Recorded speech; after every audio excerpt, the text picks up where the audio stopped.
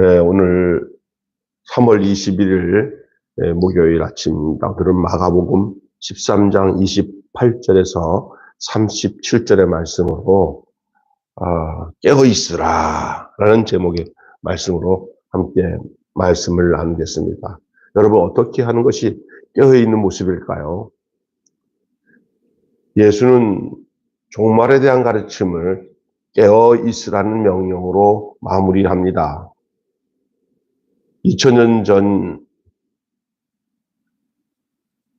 종말은 아직 오지 않았는데 그 2000년 전이 지난 상황 속에서 아직도 이 명령은 여전히 유효합니다. 그렇다면 지금 우리에게 이 명령은 어떤 의미이고 어떻게 적용해야 하겠습니까? 종말의 삶을 살아가야 하는 우리 믿는 신자의 진지한 질문입니다. 먼저 여러분, 그날에만 집중해 살지 마십시오. 오늘 본문에 나오는 말씀 속에 이 날짜, 재림에 대한 시간들을 정해놓고 이렇게 재림을 기다렸던 상황이 있었습니다.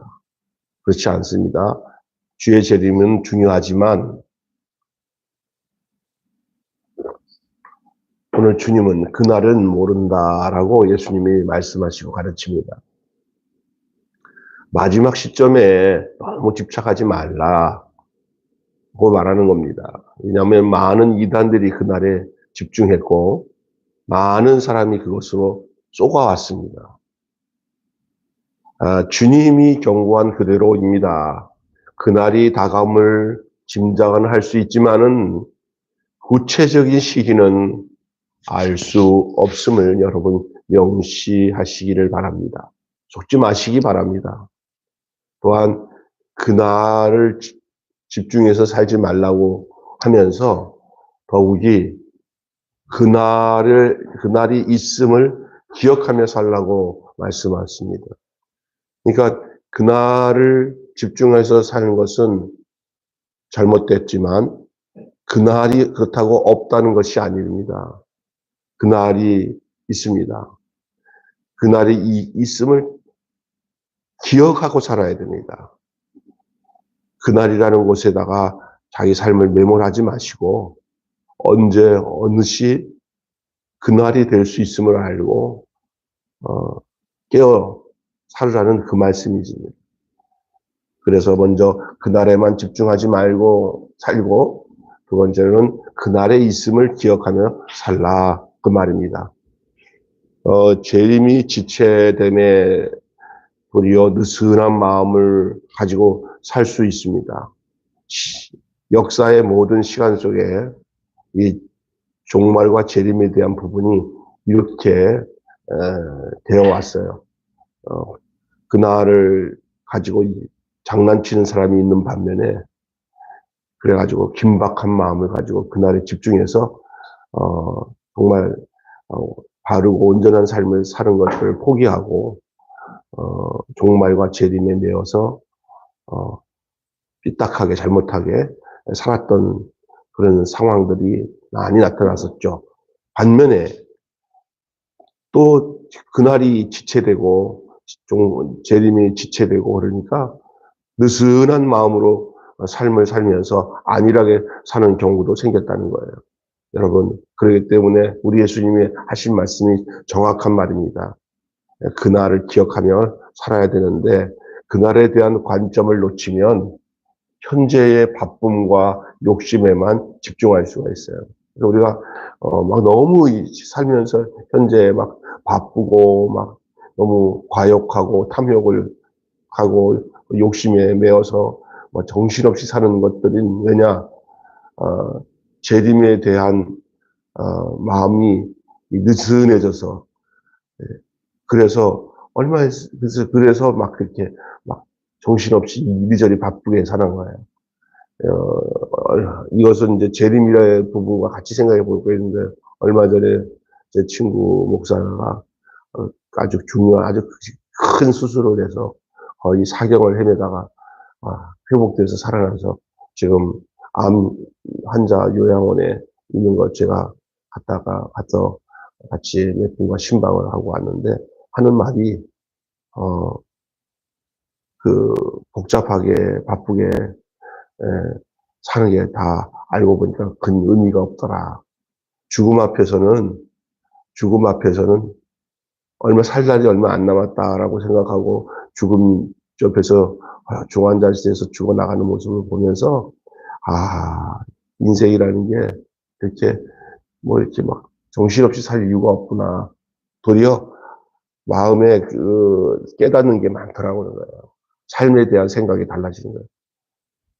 죽음을 생각하는 것과 거의 일반이라고 생각하는 게 바로 주님의 재림에 대한 문제예요. 주님 곧 오시면 어떻게 할까라는 생각 가지고 거기에다가 맞추어서 언제 오실지 몰라도 하루하루를 그렇게 살아야 된다. 그 말입니다. 그래서 그날을 집중해서 그날에만 집중해서 살면은 그것도 문제가 되지만 또 그날이 있음을 기억하지 않고 살면 안 돼요. 꼭 그날이 있음을 알아야 돼요. 우리의 죽는 날이 있고요. 예수님 오실 날이 있어요. 그거 다 기억하고 그 관점을 놓치면 우리 현재의 삶에 매몰되어서 그 욕심껏 살다가 아무 의미 없이 인생을 덧없이 잘못된 삶으로 살아갈 수 있음을 알아야 된다는 거예요. 그렇기 때문에 그날이 바로 내일일 수도 있고요. 아니 오늘일 수도 있고요.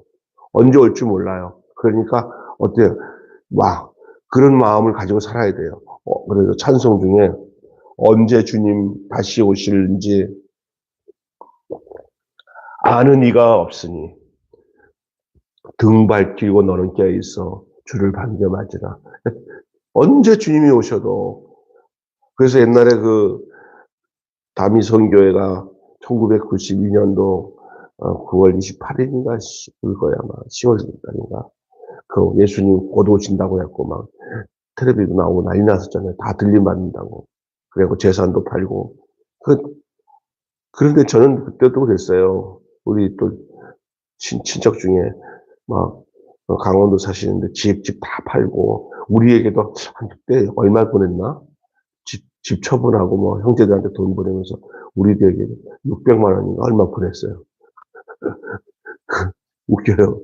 내가 이거 받을 돈 아닌데 조금 있으면 가짜인 게 들통날 텐데 그랬는데 아이고 참. 근데 그게 그 교회적으로 그 교회 목사님과 성도들이 거기에 말려 들어가가지고 전부 그걸 믿어요. 막 환상을 본다 그러고 곧 오시는데 그러면서 예수님 오심에 대해서 열망하는 게 얼마나 순수하고 단순합니까? 그러니까 그 사람들이 대부분 순수하고 단순한 사람들이에요.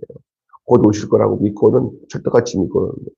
그런데 저는 어서 성경을 통해서 예수님이 오늘 하신 말씀이 그날과 그 시는 아무도 모른다. 자기도 모르고 예수님도 모르는 그 날짜를 거기에 자기들이 알았다고 생각하고 막 그냥 집 팔고 재산 다 처분하는 그런 어리석음이 바로 그날에만 집중해서 살기 때문에 그래요. 그러나 그날에만 집중하고 살지 말 뿐이지만 더 중요한 것은 저는 어떤 면에서는 그때 그날을 막 집중해서 살다가 막 낭패본 그 사람들보다 더 불쌍한 사람들이 뭐냐면 아예 그날을 기억도 안 하고 사는 사람이 더 불쌍한 사람이에요. 그 사람들은 순수한 거죠. 잘못됐지만. 그러나 그날을 있음도 모르고 세상이 전부인 줄 알고 그냥 살아가는 사람들은 그것도 엄청난 문제예요. 그럼 뭐가 가장 정확한 것이냐? 그날이 있음을 기억하면서 하루하루를 주님 안에서 주님 언제 오셔도 괜찮습니다. 오늘도 주님 안에서 하루를 사는데 천년을 산 것처럼 하나님 앞에서 천국을 누리고 믿음으로 살아갑니다. 이게 아름다운 것인 줄로 믿습니다. 언제 오셔도 괜찮습니다. 내일이 그날이 되고 오늘이 그날이 돼도 그 마음으로 살겠습니다. 우리가 재림 전에 오늘 우리가 죽음으로 죽게 갈 수 있어요. 예수님 오시는 거 보지 않고 먼저 죽어도 우리는 그것이 주님의 재림을 기다리는 그와 동일한 동일하게. 그래서 갈라디아서에 보면은, 데살로니가서 보면, 주 안에서 죽은 자가 먼저 일어난다고 그랬어요. 마지막 날에. 일단은, 무덤에 육신은 가지만, 흙으로 간 것들은 흙으로 다 돌아가지만, 우리 영혼은 예수님 재림까지, 낙원에 보존되었다가, 우리 주님이 오실 때, 우리 몸이 주님의 부활체로 주님 앞에서 무덤문이 열리면서 주님께 먼저 맞이하고, 먼저 주 안에서 죽은 자들이 주님께 들림받고, 나중에 살아남은 자도 주를 만나게 된다라는 것이 데살로니가에서 바울이 당시 예수님의 재림이 지체됐을 때 사람들이 웅성웅성 잘 몰라서 막 혼미할 때 이 데살로니가서를 통해서 주님 오심에 대해서 저들에게 말씀하면서 너희들이 그것으로 인해서 이 여러 말로 서로 위로하라 그렇게 말씀하고 있습니다. 왜냐하면 예수님 곧 오실 줄 알았더니 하도 지체되니까 뭐 막 병들어서 죽기도 하고 늙어서 죽는데 이상하네. 예수님 곧 온다고 그러네. 아니다.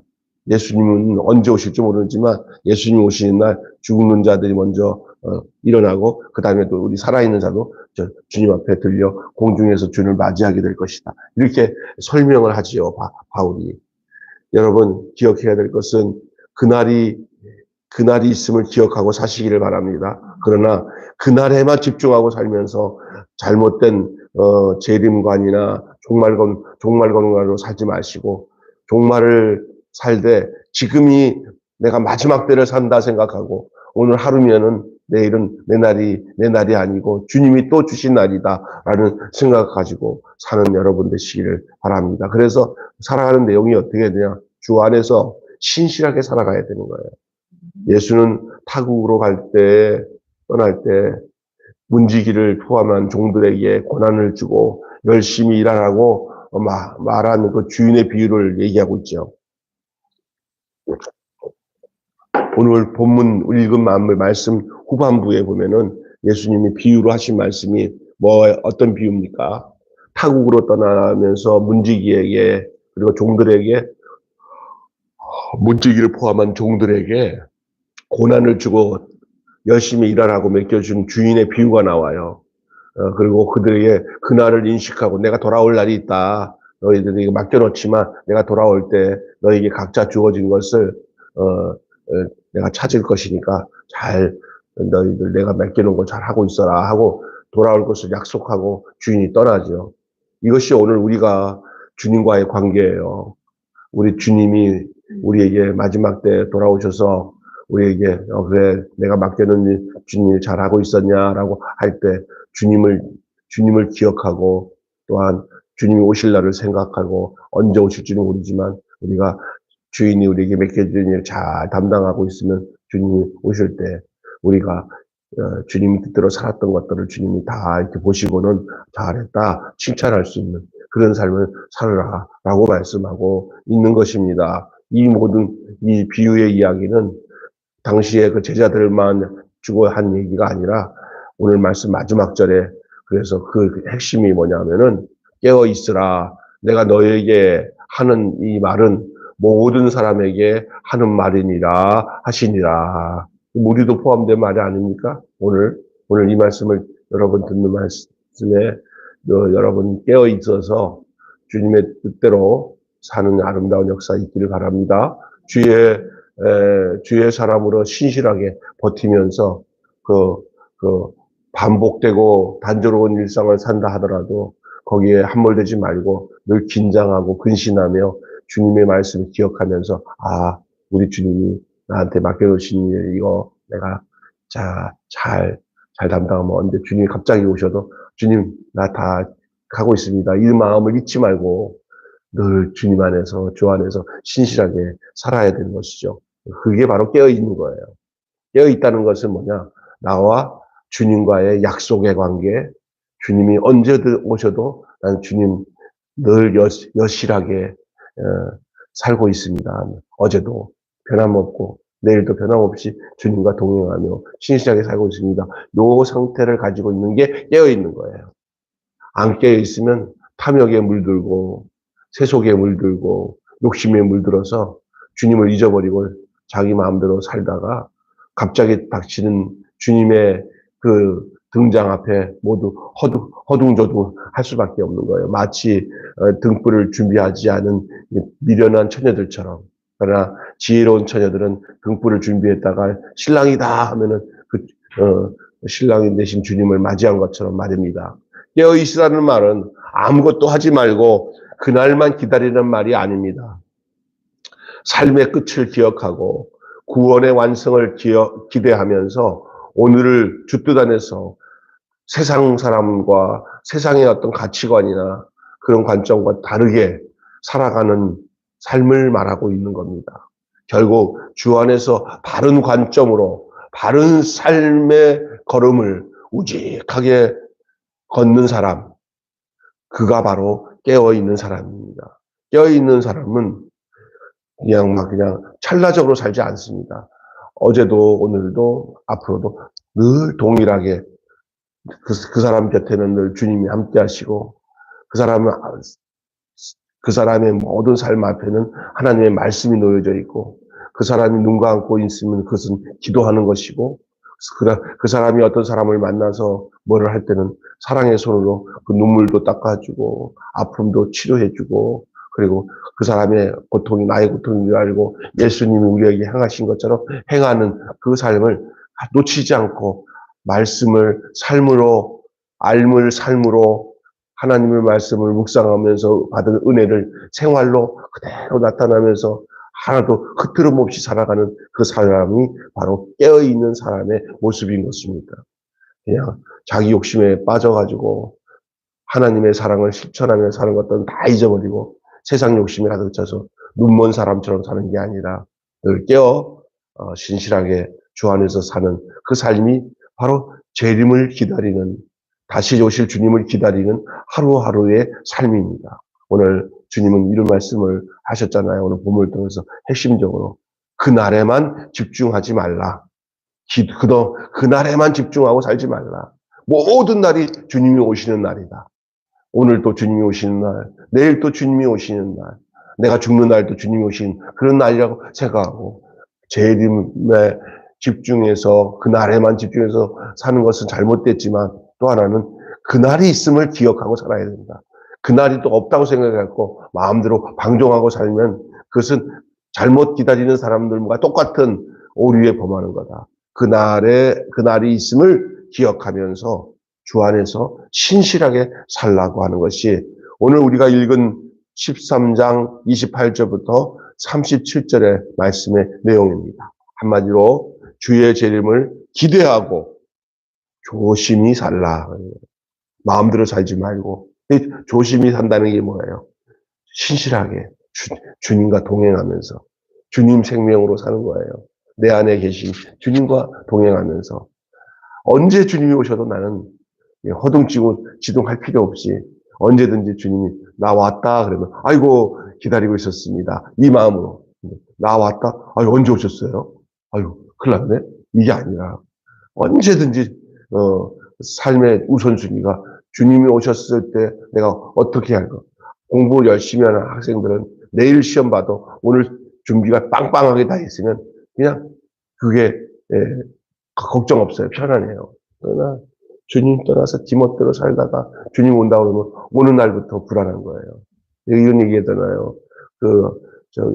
옛날에 아라비아, 사우디아라비아의 중동에 돈 벌러 간 남편이 이제 돈 벌러 가족을 위해서 갔는데 아니 편지가 좀 오고 서로 교통하고 이렇게 해서 이러다가 이 아내가 좀 늦게 오니까 옆집 총각이랑 바람이 나가지고 돈은 돈대로 그 총각이랑 유흥비로 다 써버리고 애들은 완전히 이렇게 세상말로 개판이 돼버리고 돌아볼 생각도 안 하고 남편이 아무리 해도 걱정이 돼가지고 보니까 안 되겠어 서둘러서 거기서 정리하고 온다고 편지가 오니까 이제 하루하루 온다는 날을 기다리는 이 아내가 아유 우리 남편 오니까 참 좋겠다.